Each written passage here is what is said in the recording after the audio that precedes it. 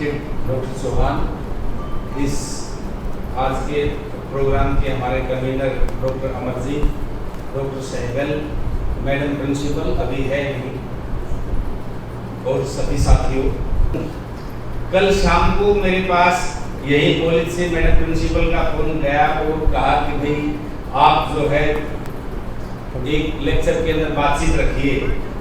New education policy जिसकी कि हम बहुत सेमिनार सुन चुके हैं और सरकारी पक्ष जो है हमारे बीच में बहुत बार रखा गया है अलग अलग सेमिनार्स के माध्यम से, खास करके जो ये exploring India then and now, अब ये देन की शुरुआत आप कहीं से भी कर सकते हैं। तो साथियों, इस विषय को मैं इसलिए भी आपके समक्ष रखना चाह रहा हूँ क्योंकि आप सब जानते हैं हमारी एक एसोसिएशन है, उसमें मैं चुनिंदा जो चुना हुआ नुमाइंदा हूँ। अगर हम बात करें हमारे फ्रीडम मूवमेंट की, आप सब जानते हैं इस मूवमेंट के अंदर गांव का निचले से निचला जो दलित तबका है उसकी हिस्सेदारी की रही है, लेकिन जो सबसे उत्पीड़ित जमात ने आजादी के आंदोलन के अंदर हिस्सेदारी की, उसकी कुछ अभिलाषाएं थी, उसकी कुछ आकांक्षाएं थी, वंचित रहे आजादी शिक्षा से और मूलभूत सुविधाओं से। उनके पास ये था कि भाई आजादी मिलेगी और आजादी के बाद में जो शिक्षा तक पहुंच है वो हमारी होगी। और उसके पश्चात आप सब देखते हैं कि हमारी संविधान सभा बनी और हमारे जो संविधान जो उभर करके आया उसके अंदर शिक्षा के कुछ मूल्य जो है वो चिन्हित हुए। उन मूल्यों के अंदर सबसे जो महत्वपूर्ण मूल्य था वो था शिक्षा तक पहुंच सबकी हो, बराबर शिक्षा हो और गुणवत्तापूर्ण शिक्षा। वो यूं नहीं कि भाई अमीर के पास एक अलग तरीके की शिक्षा और गरीब के पास एक अलग तरीके की शिक्षा। वंचित तबके को ऊपर उभरने का पूरा मौका दिया गया और उसी मौके की बदौलत हम में से बहुत सारे साथी किसान और मजदूर परिवारों से आकर के आज प्रोफेसर के पद को एक किस्म से सुशोभित कर रहे हैं या अपना योगदान दे रहे हैं सोसाइटी के अंदर। बहुत सारी पॉलिसीज बनी, 1968 के अंदर हमारी पहली पॉलिसी बनी, उसके पश्चात 1986 के अंदर बनी, उसके अमेंडमेंट हुआ उसके अंदर 1992 के अंदर। हर पॉलिसी के अंदर आपको जो है वो पहुंच और गुणवत्ता का आता है और हर पॉलिसी हिंदुस्तान के अंदर जो एजुकेशन के ऊपर बन करके आई उस पॉलिसी के अंदर पार्लियामेंट के अंदर हमारे जो प्रतिनिधि थे उसको उन्होंने डिस्कस किया। अब इसी दौरान आप सब जानते हैं कि नई एजुकेशन पॉलिसी 2021 के बारे में हमने बहुत सारी चर्चाएं सुनी है और बहुत सारी प्रेस है जिसमें केवल ये है कि भाई हम पहुंच को भी सुधारेंगे और गुणवत्ता के लेवल के ऊपर भी उसके अंदर बात की गई है।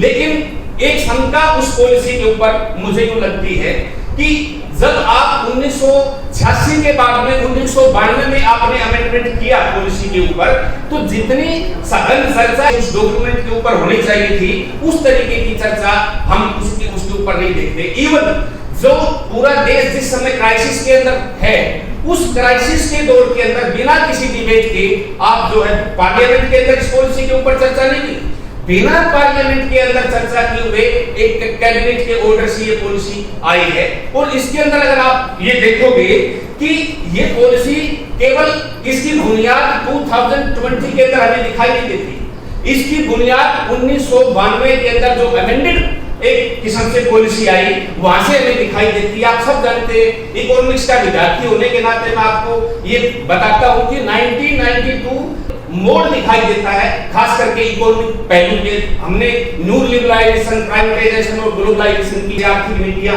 अडॉप्ट की और उन्हीं आर्थिक नीतियों का प्रभाव तब से लेकर के जो है हमारी एजुकेशन पॉलिसी के ऊपर भी दिखाई देगा, एजुकेशन इंस्टीट्यूशंस के अंदर। अब आप ये देखिए 2002 के अंदर वाजपेयी गवर्नमेंट हिंदुस्तान के अंदर आई, उसने कमेटी गठित की। अभी तक मैं टर्निंग पॉइंट बता रहा हूं कि सरकार किस तरीके से व्यवहार करती है। आप ये देखिए अभी तक जितने भी हमारे एजुकेशन के पॉलिसी डॉक्यूमेंट बने, हर पॉलिसी डॉक्यूमेंट के जो किरदार है, जो उसको बनाने वाले हैं, वो लोग बहुत ही बेहतरीन एकेडमिशियन रहे। यद्यपि मैं यूं कह सकता हूं कि वो पॉलिसी परफेक्ट नहीं रही। पहली बार हिंदुस्तान के अंदर न्यू इकोनॉमिक पॉलिसी से जो प्रभावित हुआ एक कमेटी बनी, बिरला और अंबानी की कमेटी। वाजपेयी का राज था, शिक्षा के मुद्दे के ऊपर सुझाव देने के लिए कमेटी बनती है और उस कमेटी को लिखते कौन है? बिरला, कुमार मंगलम बिरला। और ये जो है उस कमेटी ने जो सुझाव दिए, उन सुझावों के अंदर सबसे महत्वपूर्ण सुझाव ये निकल करके आया कि जो शिक्षा है उसको बाजार के साथ जोड़ने की जरूरत है। लोगों तक पहुंच तभी संभव हो पाएगी यदि बाजार के से हम जोड़ेंगे, जिसकी एक किस्म से परचेजिंग पावर है उसको उस हिसाब से आप ले लो।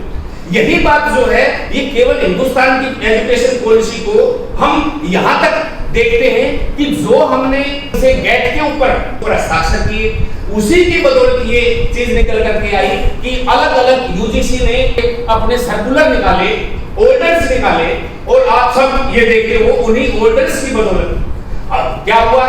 सबसे पहले 3 जरूरतें आपको दिखाई देगी। अगर आपको शिक्षा को बाजार से जोड़ना है तो 3 प्रीकंडीशन इसकी। पहली प्रीकंडीशन क्या है कि भाई आपका जो ढांचा है शिक्षा का, वो ढांचा जो है वो पूरे के पूरे जो वर्ल्ड के अंदर शिक्षा का ढांचा है उसके साथ जोड़ा जाए। और इसके लिए सबसे ज्यादा जरूरी क्या था? उसके लिए जरूरी था कि आपको सेमेस्टर सिस्टम अडॉप्ट करना है, नंबर 1। दूसरा, आपको ऐसे कोर्सेज जो वर्ल्ड लेवल के अंदर मान्यता प्राप्त लिए हुए उस तरीके का ढांचा करना पड़ेगा। आपने देखा मनमोहन सिंह की सरकार थी 5 year integrated course Delhi university के अंदर लागू किया। इससे पहले जो हमारा ढांचा था उसके अंदर एक खास बात थी, वो कोई सेंट्रलाइज ढांचा नहीं रहा हमारा ढांचा। उसके अंदर क्षेत्रीय स्तर के ऊपर बहुत सारी भिन्नताएं हैं। अब दिल्ली के अंदर दिल्ली यूनिवर्सिटी एक तरीके का मतलब उसके अंदर एनुअल सिस्टम है, वही उसी दिल्ली के अंदर जेएनयू है, उसका अपना एक खासियत रही, सेमेस्टर सिस्टम लागू रहा। उसी तरीके से अगर हम बात करें एडमिशन की प्रक्रिया के अंदर भी जो है आपको भिन्नताएं मिलेगी, पर और जो भी करिकुलम है मॉड्यूल बनता है एनुअल, वो सारा का सारा सिस्टम हमारी क्षेत्रीय भिन्नता को लेकर हुआ रहा। 1975 से पहले शिक्षा पूर्ण रूप से स्टेट का एक इशू है। 1976 में इमरजेंसी हुई, उसके अंदर इसको कंकरेंट लिस्ट में शामिल किया और अब जो है स्टेट की एजुकेशन पॉलिसी के अंदर शेयर नहीं। अभी आप अगर देखोगे 5-7 इशू हैं जो मेरे जो टीचर साथियों को उन इश्यूज के ऊपर बहुत समझ बनाने की जरूरत है। क्यों? क्योंकि वो हमारे साथ जुड़ा है। नंबर 1 जो चीज उभर करके आई जो स्ट्रक्चरल चेंजेस के अंदर है, वो क्या उभर करके आया कि भाई आपके एजुकेशनल इंस्टीट्यूशन जिस तरीके के हैं जो आप उनसे बुनियाद रखी है वो अब वैसे नहीं रहेंगे। बहुचौलनी के अंदर जिस कॉलेज के अंदर मैं पढ़ाता हूं या बिरोड के अंदर जो कॉलेज है, अब इसकी बुनियाद रहेगी इस पॉलिसी के तहत स्पष्ट तौर पर नहीं कह सकते। क्यों? क्योंकि कंसेप्ट ये है कि भाई अब लार्ज एजुकेशनल इंस्टीट्यूट जो है वो ही एग्जिस्टेंस के अंदर रहेगी। अब शिक्षा तक पहुंच का जो मसला है, बहुचौलनी के अंदर लड़कियों का कॉलेज खुला, बहुत सारी लड़कियां जो नहीं आ पाती थी शिक्षा तक, कॉलेजेस तक, वो लड़कियां जो है वो कॉलेज के अंदर गई और इसी डिसेंट्रलाइज्ड इंस्टीट्यूशन की बदौलत अब जो है आप लार्ज इंस्टीट्यूशन का जो कंसेप्ट दे रहे हो और उसके अंदर भी भिन्नता 2 तरीके के इंस्टीट्यूट होंगे। नंबर 1 आपका इंस्टीट्यूट जो है वो जनरल जो आपका कोर्सेज है वो करवाएगा। नंबर 2 आपका इंस्टीट्यूशन को जो है वो रिसर्च इंस्टीट्यूशन के तौर पर दर्जा मिलेगा। जो डिसेंट्रलाइज जो ढांचा है जिसने शिक्षा तक पहुंच सुनिश्चित करवाई उस ग्रामीण प्रोडक्ट वल्नरेबल सेक्शन की, उसके ऊपर से मुझे पर्टिकुलरली ये दिख रहा है कि एक क्राइसिस अभी आने वाला है। दूसरा जो मसला इसके अंदर ये है कि भाई अब आप मल्टी डिसिप्लिनरी कोर्स ठीक है, ये वर्कशॉप जो है ये सेमिनार मल्टी डिसिप्लिनरी है, इसकी अपना एक इंपॉर्टेंस है। पूरी दुनिया के अंदर यद्यपि मैं ये कह रहा हूं हमारी सरकार ये कह रही है कि भाई हम एक बाजार से जोड़ेंगे और केवल हिंदुस्तान की कुंजी से नहीं बल्कि दुनिया के बाजार से, तो उसी पूरी दुनिया के अंदर आप देखते हैं हर विषय के अंदर स्पेशलाइजेशन की इंपॉर्टेंस बढ़ रही है। हर विषय के अंदर जितनी आप साइंटिफिक रिसर्च के ऊपर बात करोगे या जितने आप इंटरनेशनली बढ़िया इंस्टीट्यूशन की एक रिव्यू करोगे तो आपको स्पेशलाइजेशन का अर्थ दिखाई देगा। आप ठीक है मल्टी डिसिप्लिनरी के अपने मायने हैं, उसको अलग तरीके से अडॉप्ट करो, लेकिन क्या एमएससी फिजिक्स करने वाला विद्यार्थी क्या सोशल साइंस का एक मतलब कोर्स करके और क्रेडिट हासिल करके जो डिग्री लेगा वो एमएससी फिजिक्स के तौर पर लेगा। उस समय जब आप बाजार के साथ जुड़ने की बात कर रहे हो और बाजार स्पेशलाइजेशन की मांग कर रहा है, आप मल्टी डिसिप्लिनरी करके जितने आपके बेहतरीन इंस्टीट्यूशन बने हैं हिंदुस्तान के अंदर, खास करके जो हम IITs की बात कर रहे हैं और ऐसे बहुत सारे मतलब इंस्टीट्यूशन है, अपने इस इंस्टीट्यूशन की भी कोई खासियत होगी। तो मुझे यूं लगता है एक कंसेप्ट तो इसके ऊपर हम, लेकिन हमें एक क्रिटिकल थॉट उसके ऊपर देना चाहिए। दूसरा जो सवाल है वो ये है कि इसी समय इसके अंदर पॉलिसी के अंदर एक कंसेप्ट निकल करके आया है। वो कंसेप्ट क्या है? वो है ब्लेंडेड एजुकेशन का, कि भाई आपने जब हिंदुस्तान पूरा का पूरा संकट के अंदर था, उसके अंदर आपने ये देखा कि हम सब की ड्यूटी लगी, क्लासेस नहीं थी, बच्चे घरों में थे, हम घरों के अंदर थे। हमें कहा गया कि भाई आप ऑनलाइन पढ़ाओ, हमने पढ़ाया, उसके रिजल्ट जो है वो निकल करके हमारे सामने आए।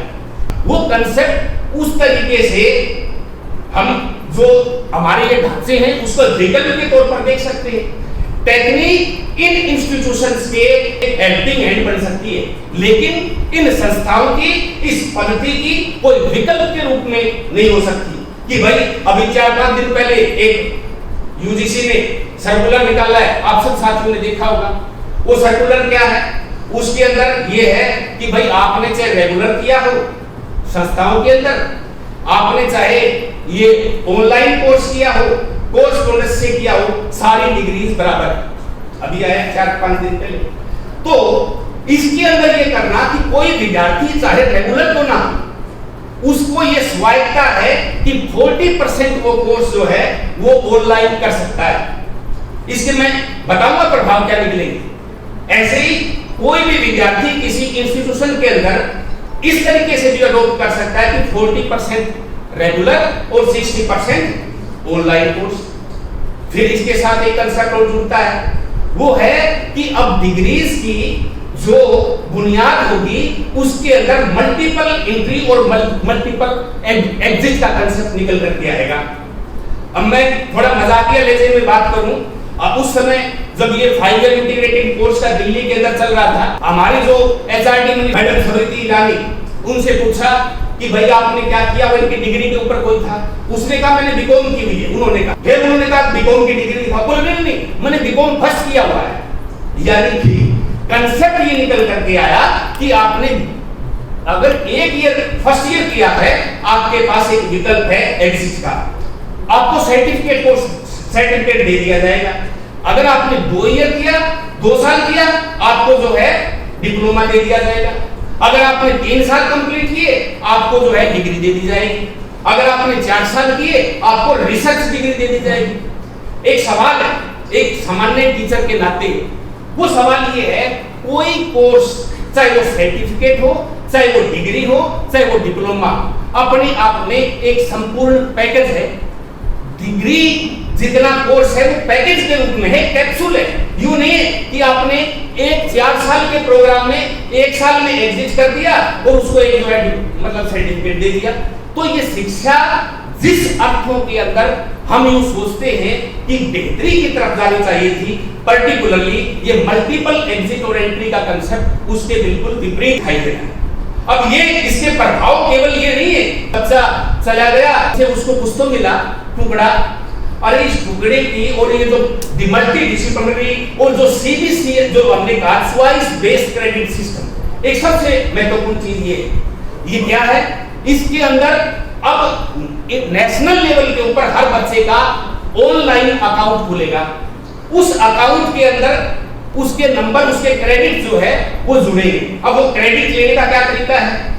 वो क्रेडिट इकोनॉमिक्स में यहाँ एडमिशन लेता है इस कॉलेज के अंदर एक सेमेस्टर उसने इकोनॉमिक्स से क्रेडिट हासिल किए, उसके जो क्रेडिट है वो उसके खाते के अंदर जुड़ गए।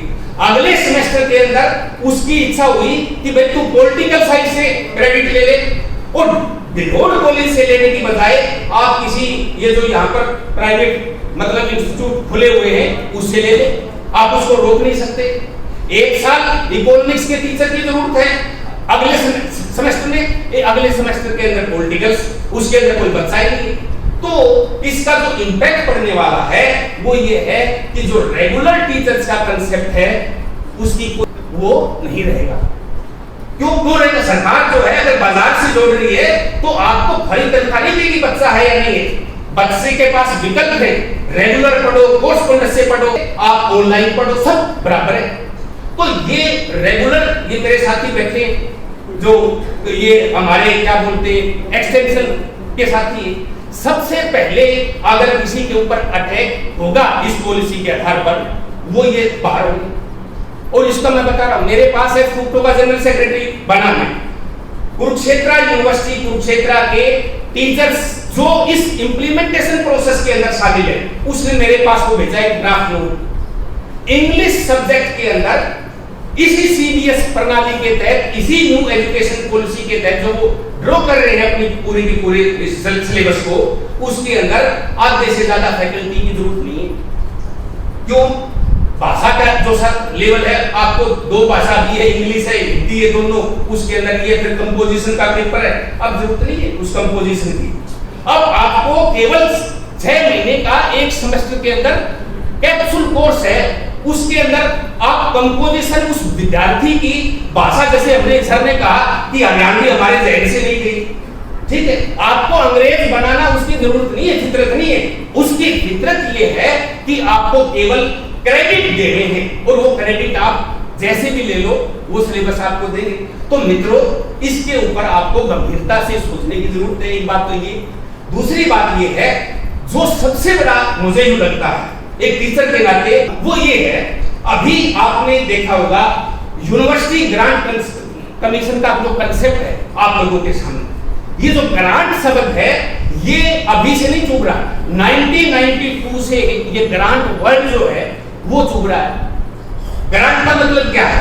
आपके इंस्टीट्यूशन की बुनियाद मजबूती के लिए आपको सहायता देती है यूनिवर्सिटी, और ये केवल यूनिवर्सिटी की सहायता देने का मसला नहीं है, आपकी टीचर्स की मिनिमम स्टैंडर्ड क्वालिफिकेशन निर्धारित करती है, आप टीचर्स की सैलरी क्या रहेगी ये भी निर्धारित कर रही है, कर रही है। बाकी इंस्टीट्यूशन को मिनिमम ये मानना जरूरी है अगर आप यूजीसी के साथ जुड़ते हो। लेकिन अभी क्या होगा? अभी यूनिवर्सिटी ग्रांट कमीशन बिल्कुल उसका कंसेप्ट खत्म है। 4 संस्थाएं एक तरीके से बना दी उसकी जगह, समझ गए? ग्रांट को खत्म कर दी। गेट के अंदर ये है कि भाई आप डिस्क्रिमिनेशन नहीं कर सकते संस्थाओं के बीच में, मतलब कि आप सरकारी कॉलेज के अंदर ग्रांट नहीं दे सकते जब तक आप प्राइवेट, जो इक्वल प्लेइंग फील्ड बोलते हैं इसको, जब तक आप प्राइवेट इंस्टीट्यूशन को, आपके साथी हमारे प्रोफेसर साथी सीनियर बैठे अमरजीत, अभी वो बनाएगा प्रोजेक्ट यूजीसी के अंदर देगा और उस प्रोजेक्ट के अंदर उसे ग्रांट मिलेगी किसी पर्टिकुलर इश्यू के ऊपर रिसर्च करने की।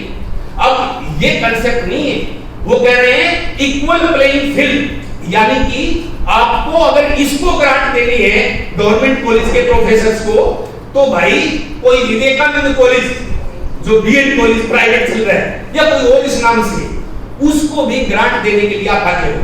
तो सरकार इतनी रहमदिल तो है नहीं कि सबको दे देगी। सरकार ने कह दिया अब यूनिवर्सिटी ग्रांट कमीशन का कोई एग्जिस्टेंस नहीं है। संस्थाओं को कौन चलाएगा? संस्थाओं को बोर्ड ऑफ गवर्नर चलाएंगे, बीओजी नाम दिया उन्होंने। बोर्ड ऑफ गवर्नेंस तय करेगा इस आपके इंस्टीट्यूशन का सिलेबस क्या है, आपके इंस्टीट्यूशन की फीस का स्ट्रक्चर क्या है, आपके इंस्टीट्यूशन में जो टीचर लगा उसकी सेवा शर्तें क्या है।